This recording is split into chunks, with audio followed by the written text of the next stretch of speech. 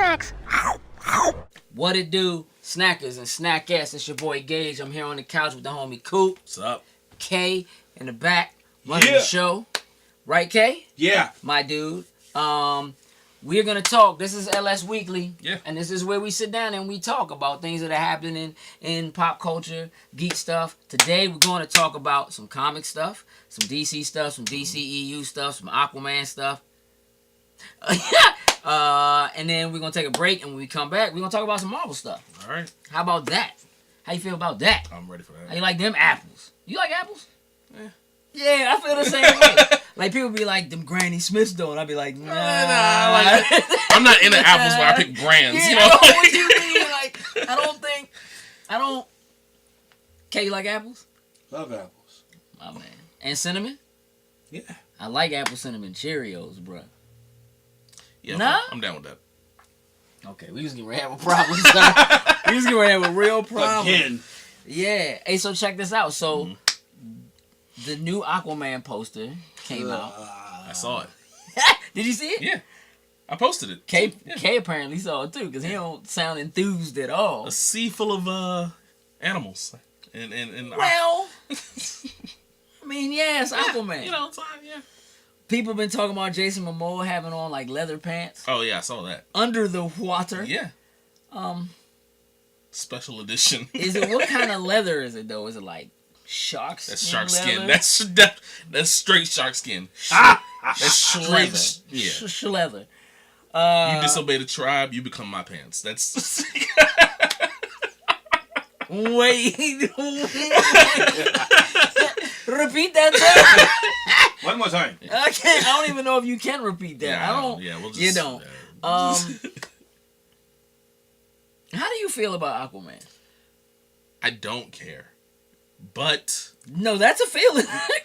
That's a feeling. yeah, I really don't care. I really don't. Not at all. I don't. I mean, like, and I've seen reviews and articles. James Wan is like hyping the trailer, and I'm like, okay, it's in my mind, it's just another DC movie.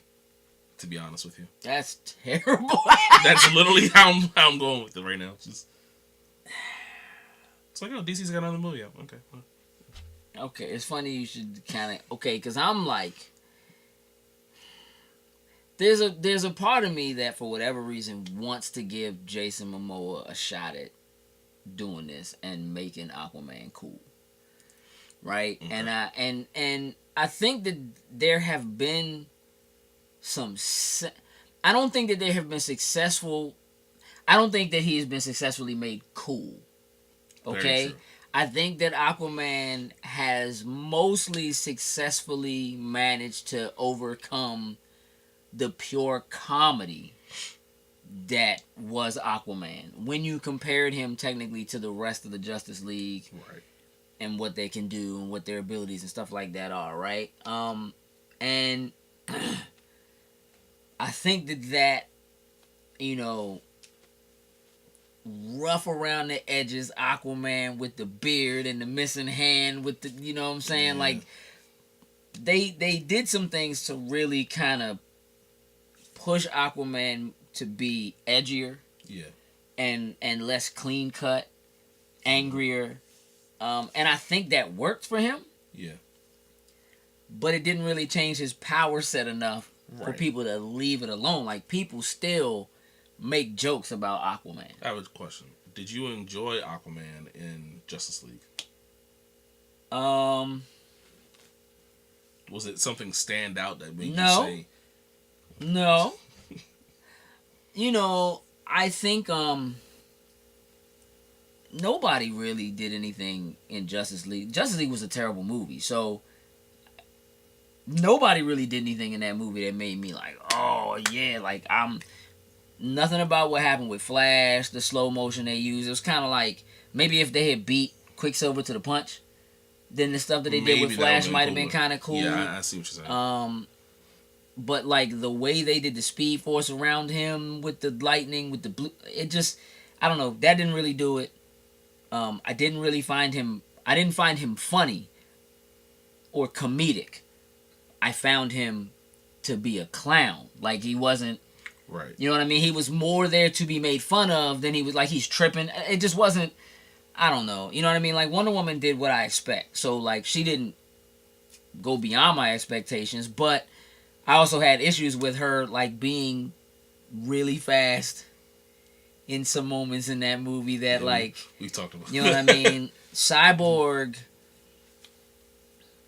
was kind of cool, but he was just so brooding. Yeah. Which is a thing for Cyborg in this, in this most recent version, New 52 and all that kind of stuff is, him angry about being less human and that kind of stuff. Yeah, I mean, I already don't really like Superman, but I liked him almost killing Batman. I don't like Ben Affleck as an old Batman. I don't like Batman being old in this universe. Right. It's not specifically Ben Affleck, so to speak. Again, really anybody could play Batman. It's the Bruce Wayne part that's harder to pull off. And anyway, yeah, so it didn't really do it. And the best part probably was when Aquaman was sitting on Wonder Woman's lasso. Yeah, that probably was the best part. You know what I mean? And then he stole something from Batman. They never mentioned that at all. Yeah, like how he just pocketed it. I don't know what it was. I don't know what it was either. It probably got cut. That's in the Snyder version. Whatever. But listen, so on that note, right, like, where are we as a whole on the DCEU? What are we feeling? I'm going to watch them because as a child, you would have never thought something like this would happen, and... Well, okay, go ahead. Continue. And I'm going to watch them because they're superheroes, and I grew up on superheroes, whether it was DC, whether it was Marvel. It's something that... It's almost like it's history in a way, like there's an Aquaman movie with the type of technology that we have, and I heard that half of the movie is going to be underwater. I'm curious on certain things, but in my mind, I'm like, it's going to be stupid. Like the back of my mind is like, the back of my mind is like, oh, Aquaman movie. Nah, bro, don't this. You'll see it, but like, you won't be impressed. I hope I'm wrong. I hope I'm wrong with all of this, but I'm not. I almost don't hope I'm wrong. Like I don't have, because I'm going in with very low expectations for an Aquaman film. And even if the film is good, that doesn't change anything. Wonder Woman was good, but it doesn't change the DCEU. It doesn't make things better maybe in the future. Like if Aquaman and Wonder Woman are the only two that have good movies, what does that do? We're gonna make an Aquaman Wonder Woman movie now? Like what? It doesn't do anything. Nah, but we could do that animated joint that they did with the Flashpoint Paradox where they was wrecking each other because that joint was mean, bruh. But that's about it. Yeah. So okay, I apologize. I stomped. I don't feel like the overall DCEU is redeemable. I don't think that there's anything they can do to fix the damage that's already done if they continue with the path that they're on. I do feel like it would be better for them to just go clean slate, act like this never happened. You know what I mean? But I feel like that's exactly what they did with this. What do you mean? When they started with Man of Steel and they were like, this is going to be a thing now, I felt like Man of Steel was their way of saying, all right, we're going to redo all of this and there's going to be a universe. And... I mean, sure, to an extent, but they were only really trying to undo, like, Superman Returns. Yeah. Which wasn't actually that bad. Like, Superman Returns was cool. It was alright, yeah. Right. I mean, it was cool. I didn't say it was great. I'm not raving. Or Raven Simone. Like, I'm not raving at all. I'm simply saying that, like, that's all they were really undoing with that. Mm-hmm. And to a certain extent, trying to establish a foothold that would allow them to exist in a world where the Nolan trilogy already happened. Yeah. Right? For Batman. Which is a bad idea. Yeah. Because the success that the Nolan films found is probably founded more on the reality that it's set in. Mm-hmm. And then you go and you get somebody like Zack Snyder, who everything he does looks fake. Right. Gotham looks fake, right? Like, you've even said that one of the things that stood out to you about the Dark Knight is like it just looks like a real, like it looks It like you're in Chicago. Yeah, It's like it looks like a real place. It just looks real, and I think what helped that movie too was the video game trilogies that came out as well. Sure, but it's or vice versa. Yeah, or maybe the other way around. It was just something about one of my favorite movies is The Dark Knight, and I loved it because it was so real. It took that comic book aspect and was like, well, if Batman was real, this is exactly what it would be like, and I loved every moment. Sure, and that's where I think a lot of the success comes from. For that is grounding Batman in something that felt realistic, right? And that to me is a lot of where Marvel has found their success. Marvel as a company, their books exist in real places, right? They're in New York City. They're in California. They're in real places, right? Real neighborhoods, real street signs. Like, they're grounded in that. And those movies take place with things that happen in real life, in real times, within real time frames. Yes, there's fake stuff happening. Yeah. Superheroes don't exist.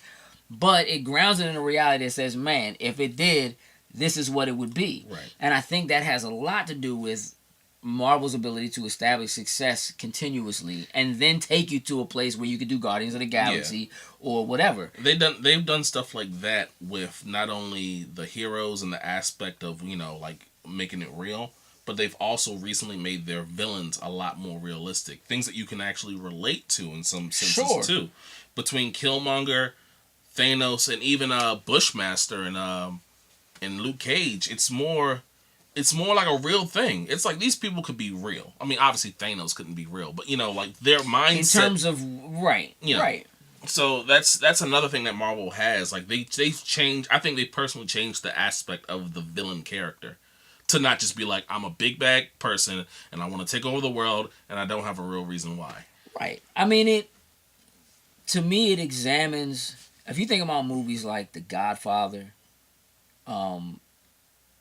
movies like that are classic films that people love to no end. The entire film is about villains. Yeah. Everybody in that joint is a villain. Mm-hmm. They are bad guys doing bad things, but they love their family. They take care of home. They, you know what I mean? Like, so that's a real thing and people relate to it. Mm-hmm. You know what I mean? And when you, as a human, think about the things that the lengths at which you might be willing to go to accomplish things to take care of your people or, whatever it is, like there's something that hits home about that. Yeah. The DCEU, one, is confusing. It threw too many people at you at one time and tried to do too much because it's trying to compete in a world where the Avengers is already a thing. Mm. Instead of trying to compete on an individual basis. So I don't really feel good about the direction of the DCEU. So with all the crap that's happening around the DCEU and Wonder Woman stands out. Sure. What makes it stand out for you personally, Wonder Woman? Wonder Woman probably has the least grounded movie of the rest of them, right? So, like, there's a certain amount of suspension of disbelief when you go into Wonder Woman's film because yes, Gotham is fake, but it's supposed to be a real place. Yes, Metropolis is fake, but it's supposed to be a real place.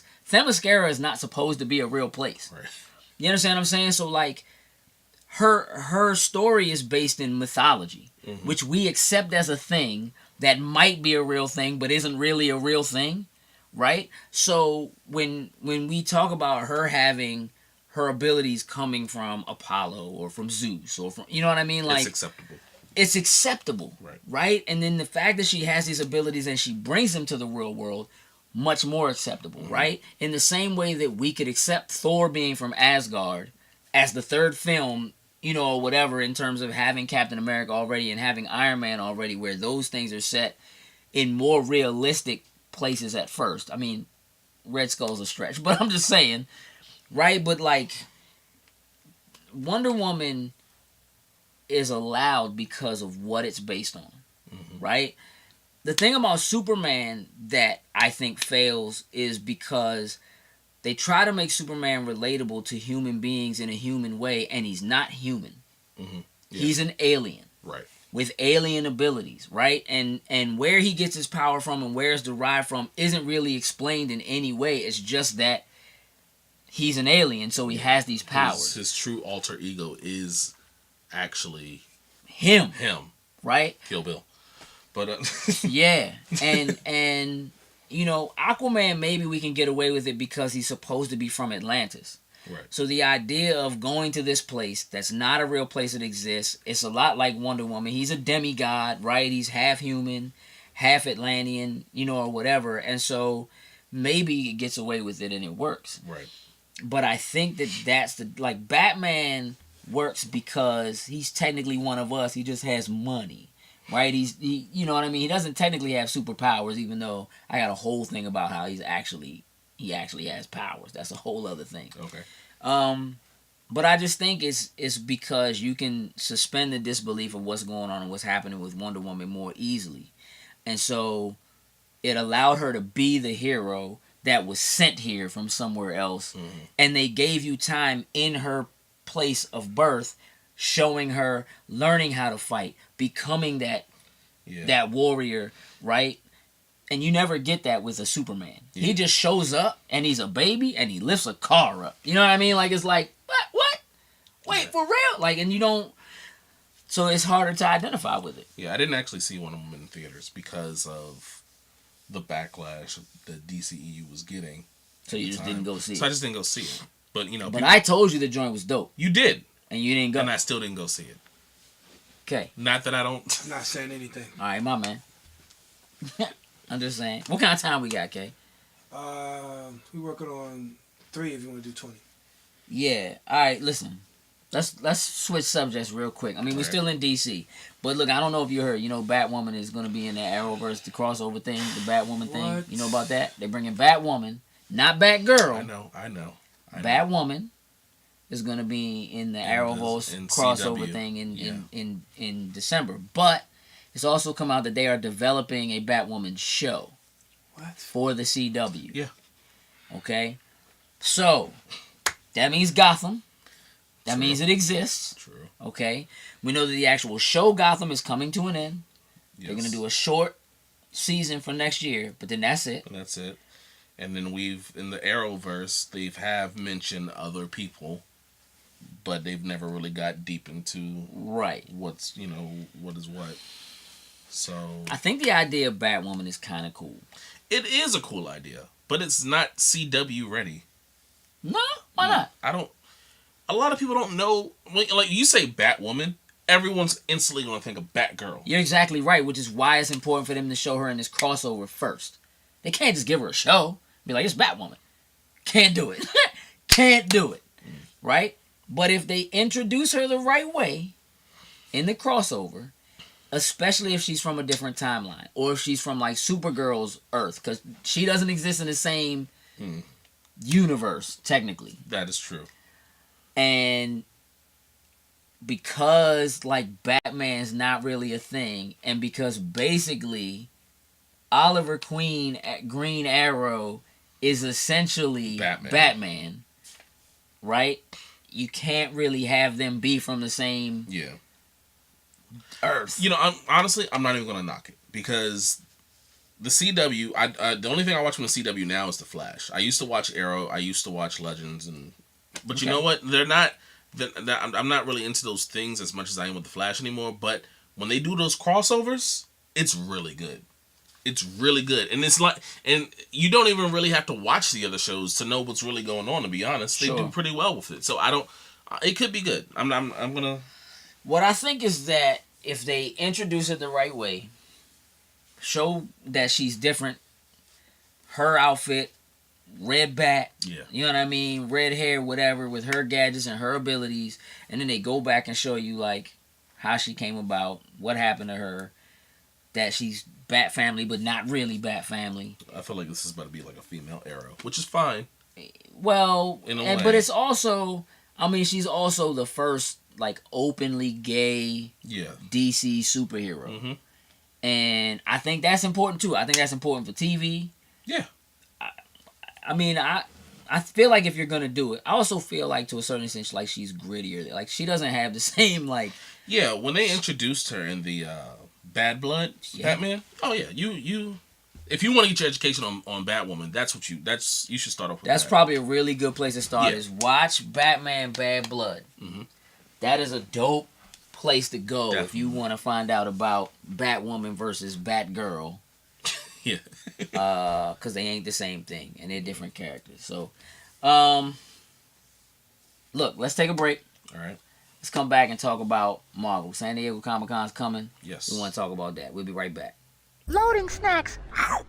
What's going on, everyone? It's your boy Coop, and I'm with the man that can do whatever a spider can, Gage. That's me. Ladies and gents, we are here today to announce a new segment where we'll be doing a episode by episode review of the new hit show coming out, Cloak and Dagger. I like how you decided it's a hit already, but continue. Because I feel it. You feel it? I feel it. Feel it. Basically, they are two people from two different worlds. Like, he comes from a lower class, kind of, and she comes from a high class. Like, her mother's a model, kind of thing. And they both are basically runaways that go to, like, New York City to kind of escape from the things in their worlds that are a problem for them. Make sure you guys come back on Monday at 7 p.m. where you can catch the Loading Snacks review for Cloak and Dagger. I'm Coop. I'm Gabe. Hit the ding-a-ling bell. The dingling bell. You never miss an episode. Yeah. You'll never miss an episode of us. We're out. Welcome back, snackers and snackettes. Time to talk about the MCU. Yes. Marvel. What's brewing, bro? Well, it has come to our attention that the MCU will not have a panel at San Diego Comic-Con. They killed it last year. Boo. They killed it last year. So the question is, why? Why do you think? Are you just gonna throw it all on me? No, I mean, You just gonna put it all on me? I mean, I have my thoughts, and Okay. speculations. Well, here's the thing.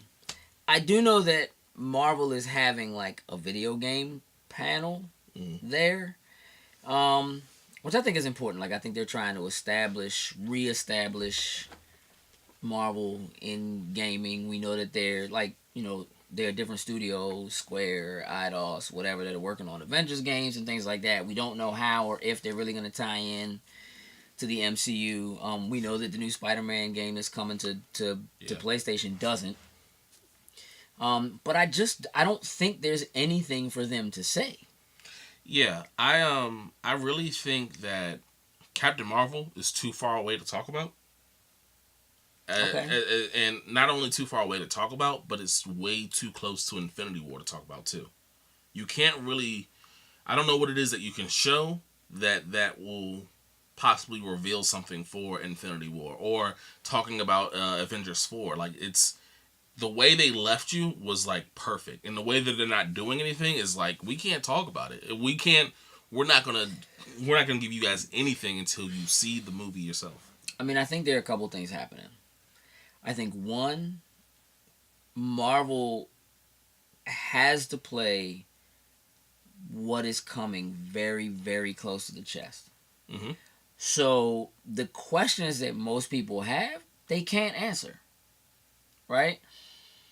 They can't even really tell their actors what's going on. Yeah. Right? Like, for Infinity War, different people got different scripts. People didn't get full scripts. They gave people fake scripts. Tom Holland can't keep a secret to save Gwen Stacy. The actors say that when they go to the premiere, that's the first time they're seeing it. Sure. So I can only imagine the things that not only they don't know, but the things that they can't even talk about to bring to the biggest Comic-Con in the world. So it's... Yeah, I think it would just be a waste, right? Because at most, you could show a teaser trailer for, like, Captain Marvel. Maybe, yeah. You could maybe do, like, some straight to YouTube stuff like you did with Thor when he wasn't in Civil War. Mm-hmm. You know what I mean? Kind of thing. And that was another thing. It was, I was reading the article, and it was like, whatever happens to the Marvel one-shots? They just kind of just left. And I think that would be a perfect opportunity now to do something like that while we wait for what Marvel has for us in the future? Well, I mean, I think that the one shots are coming in the form of other things that are going on. I think that Cloak and Dagger is a one shot. Okay, right? I think that Agents of S.H.I.E.L.D. is a one shot. Like, I'm waiting to see what happens with this next season and how it ties into Infinity War. Like, who's going to get dusted? Is everybody going to survive? Like, what happens? Right? And so I think that there are things that they have that are already brewing that exist separately, but are still part of the overarching MCU, and there is stuff that's still happening, right? And while the majority of the mainstream public, who are among the millions and millions of people who saw Infinity War, and the tons of people who, followed that up with Ant-Man, those people have questions that aren't the same kind of questions that folks like you and I would ask, and we're the kind of people that would be in Hall H at San Diego asking the kind of questions where they would just be like, yeah, I can't tell you. Yep, can't answer that. Nope, nothing to say on that. And it would just be like, why did y'all even come here? Or maybe it is like a huge tease where it's just like, what's up, Marvel? Like, why don't you have I don't know. Like maybe they're just like playing around and we're gonna focus on all this other stuff and just leave you guys biting your nails for Captain Marvel. I wouldn't be surprised if they release a teaser trailer or something during the con, just because they're not having that is true a huge panel. Because the Infinity War trailer came out way before most people got it. No doubt, and it wasn't the same trailer. So. Yeah, I mean, they definitely could still do something, right? It doesn't necessarily mean that it's, that just because they're not having a panel doesn't mean something doesn't happen. You think DC is happy about that? Like we're gonna. I will tell you this: I am positive that the only reason an Aquaman movie is actually coming out in December this year is because there's no Star Wars movie. Because that Disney train ain't no joke. Now, if it had been up against Solo and that was in December, I don't know, maybe Aquaman would have done something. You know what? That's interesting. That's interesting to put that movie compared to Aquaman, because I've seen Solo and it was a good. I thought it was good. It had pretty good action in it. I'm not, and I see people say, "Oh, it was terrible," but I'm like, terrible. I've heard terrible. I'm not saying I said it was terrible. We've been through that.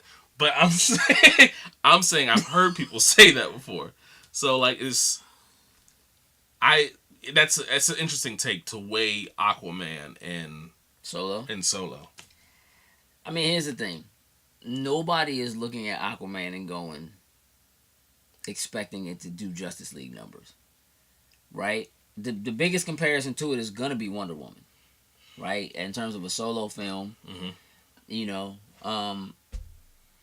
But I think, look, right now, one of the best things that Marvel can do is just keep quiet. Yeah. Don't say anything. Don't do anything. Just keep working the stuff you're working. Keep doing the Netflix stuff. You know what I mean? Keep putting together the little Disney streaming thing or whatever. Do that. Get your TV stuff together. Get your animated stuff together. You know what I mean? And then come out next year and destroy all humans. Because that's... Yeah. I'm going to be real with you. I don't think... whatever it is that Aquaman does, I don't even think it's going to be close to doing... Marvel has had such a successful year this year, for us to only be just over halfway through the year. It is amazing. It is amazing that Black Panther came out this year. Yeah. You almost forget that movie was this year. You know what I mean? Not only that, the numbers that it did alone. That, and then followed by Infinity. And then you follow it with Infinity War. It's crazy. And if you thought Wonder Woman was going to be like the woman superhero movie, Captain Marvel is going to be a problem.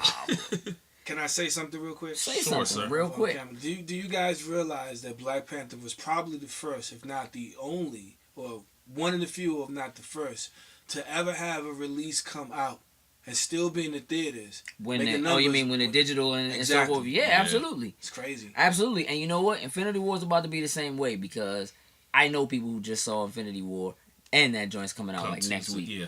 Mm-hmm. You know what I mean? On digital anyway. But then the DVD is right behind it. I mean, physical is right behind it. I shouldn't say DVD. Who are you buying? Does anybody buy DVDs? Look, Stop it. I will buy a Blu-ray if necessary.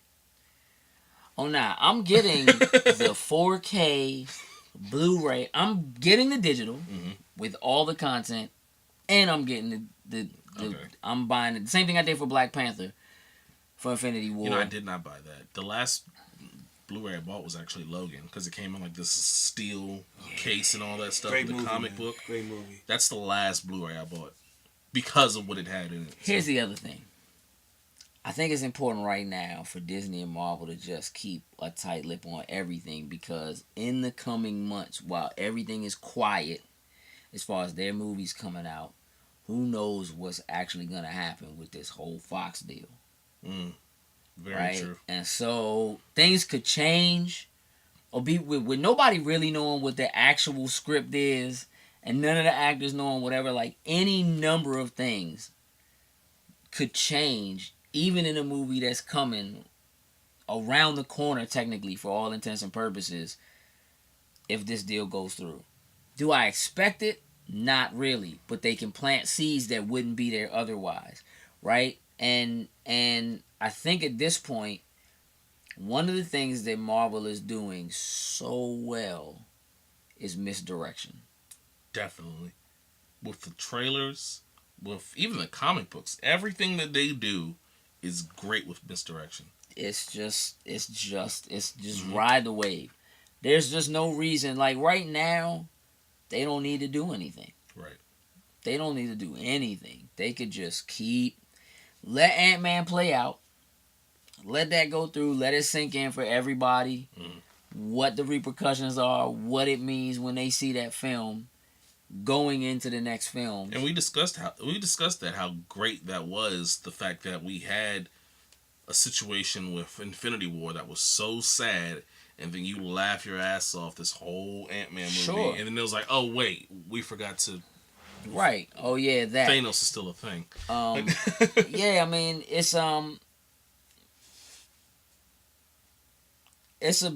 important thing. Like the way that Marvel has been handling doing a connected universe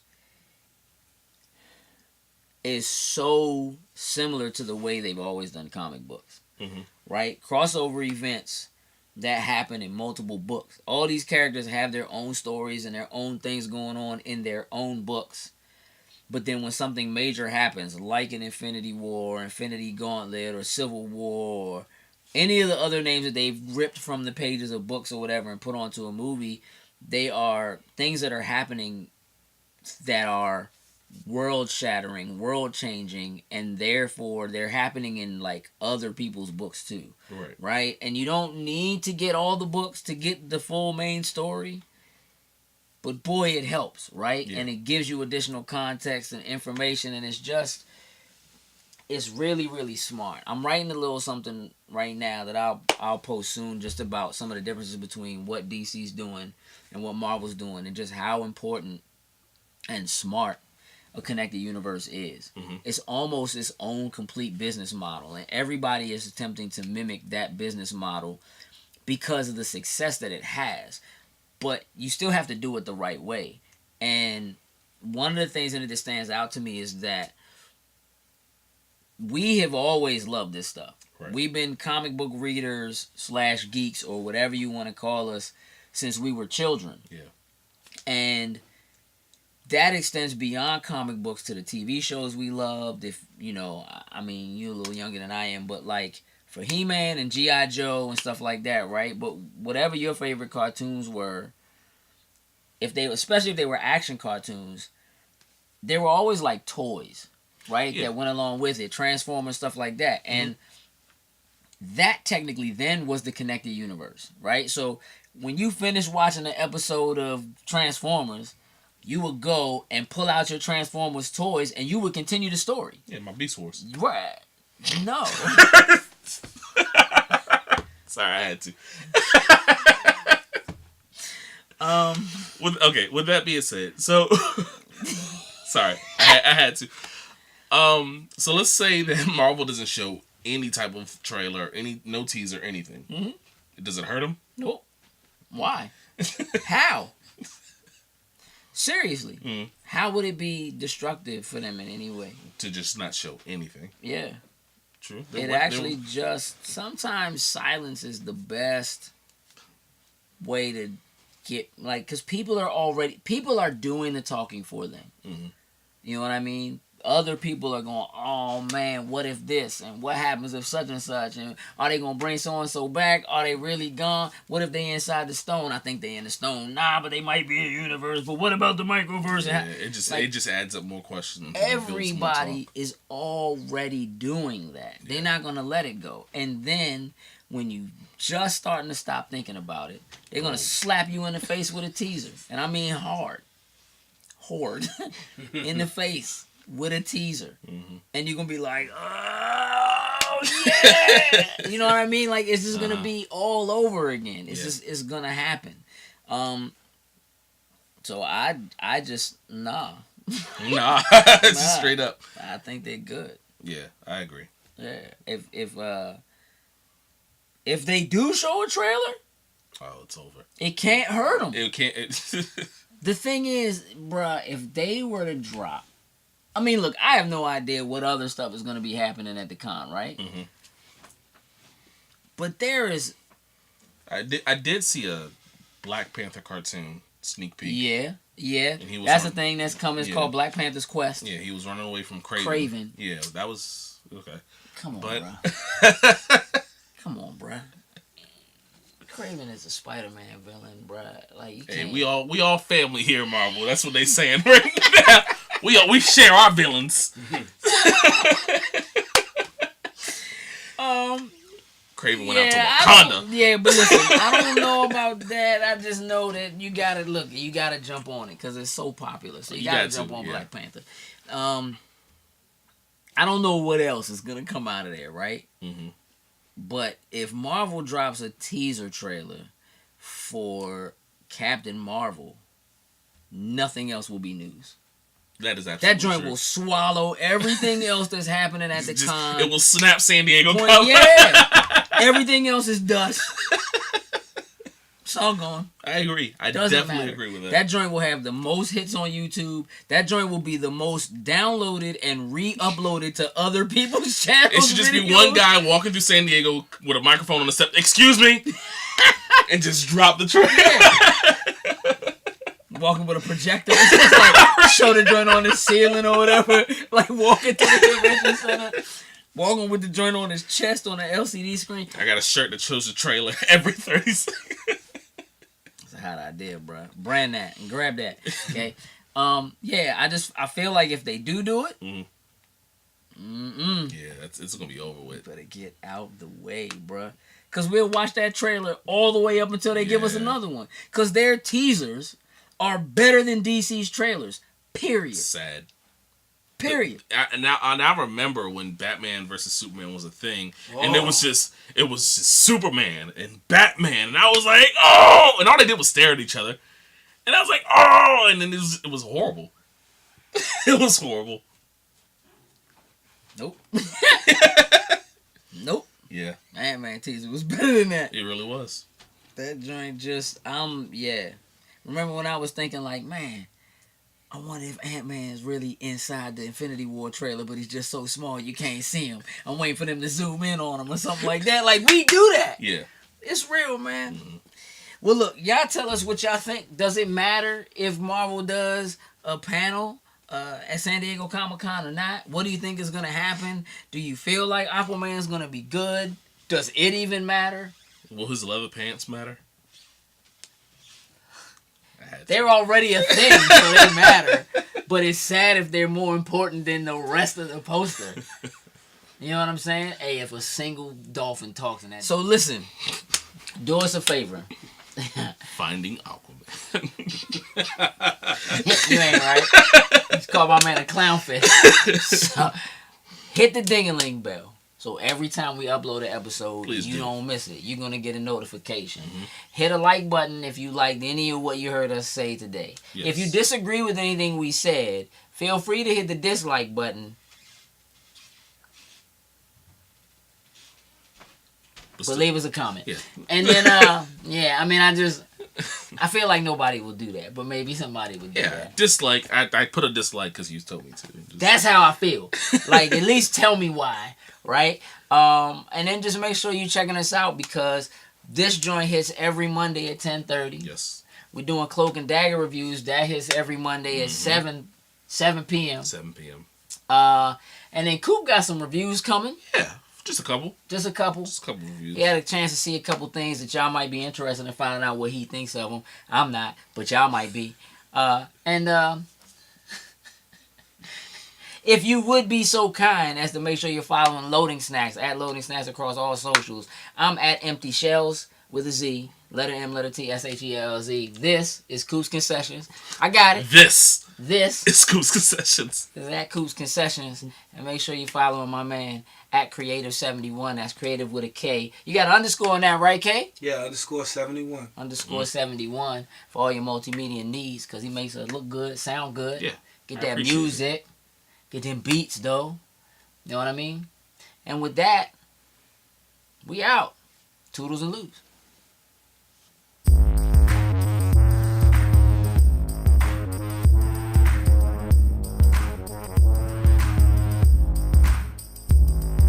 Loading Snacks.